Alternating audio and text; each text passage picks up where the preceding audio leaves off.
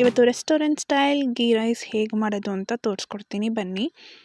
ಈಗ ಒಂದು ಪಾತ್ರೆ ತೊಗೊಂಡು ಅದಕ್ಕೆ 3 ಟೇಬಲ್ ಸ್ಪೂನ್ ಆಯಿಲ್ ಹಾಕಿ ಮತ್ತು 2 ಟೇಬಲ್ ಸ್ಪೂನ್ ತುಪ್ಪನ ಹಾಕಿ, ತುಪ್ಪ ಬಿಸಿ ಆದಮೇಲೆ ಇದಕ್ಕೆ ಬಿರಿಯಾನಿ ಮಸಾಲ ಐಟಮ್ಸ್ನ ಹಾಕಿ ಇದನ್ನು ಚೆನ್ನಾಗಿ ಫ್ರೈ ಮಾಡ್ಕೊಳ್ಳಿ. ನಿಮಗೆ ಆಯಿಲ್ ಬೇಡ ಅಂತ ಅನಿಸಿದ್ರೆ ಆಯಿಲ್ ಸ್ಕಿಪ್ ಮಾಡಿ ಬರೀ ತುಪ್ಪದಲ್ಲೇ ಫ್ರೈ ಮಾಡ್ಕೋಬೋದು. ಈಗ 2 ಮೀಡಿಯಮ್ ಸೈಜ್ ಕಟ್ ಮಾಡ್ಕೊಂಡಿರೋ ಆನಿಯನ್ನ ತೊಗೊಂಡಿದ್ದೀನಿ. ಆನಿಯನ್ ಗೋಲ್ಡನ್ ಬ್ರೌನ್ ಆಗೋವರೆಗೂ ಮೀಡಿಯಮ್ ಫ್ಲೇಮಲ್ಲೇ ಚೆನ್ನಾಗಿ ಫ್ರೈ ಮಾಡ್ಕೊಳ್ಳಿ. ನೆಕ್ಸ್ಟ್ ಕಸ್ತೂರಿ ಮೇಥಿನ ಹಾಕಿ. ಕಸ್ತೂರಿ ಮೇಥಿ ಸ್ವಲ್ಪ ಜಾಸ್ತಿನೇ ಫ್ಲೇವರ್ ಕೊಡುತ್ತೆ, ಅದಕ್ಕೆ ಇದನ್ನು ಕೂಡ ಸೇರಿಸ್ಕೊತಾ ಇದ್ದೀನಿ. ಈಗ ಜಜ್ಜಿರೋ ಮೆಣಸಿನ್ಕಾಯಿನ ಹಾಕಿ, ನಿಮಗೆ ಖಾರ ಎಷ್ಟು ಬೇಕು ನೋಡಿಕೊಂಡು ಅದ್ರ ಪ್ರಕಾರ ಮೆಣಸಿನ್ಕಾಯಿನ ಹಾಕ್ಕೊಳ್ಳಿ.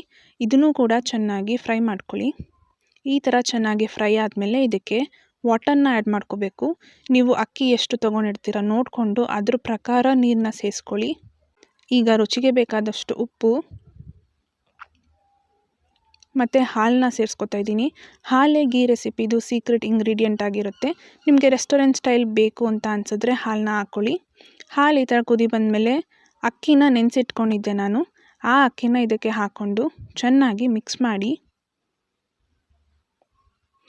ಅಕ್ಕಿ ಸಾಫ್ಟ್ ಆಗೋವರೆಗೂ ಬೇಯಿಸ್ಕೊಳ್ಳಿ.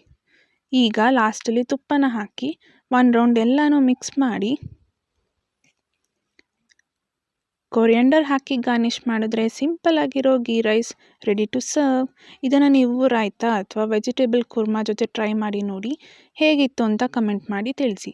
ಈ ವಿಡಿಯೋ ನಿಮಗೆ ಇಷ್ಟ ಆಗಿದ್ರೆ like, share and subscribe to my YouTube channel.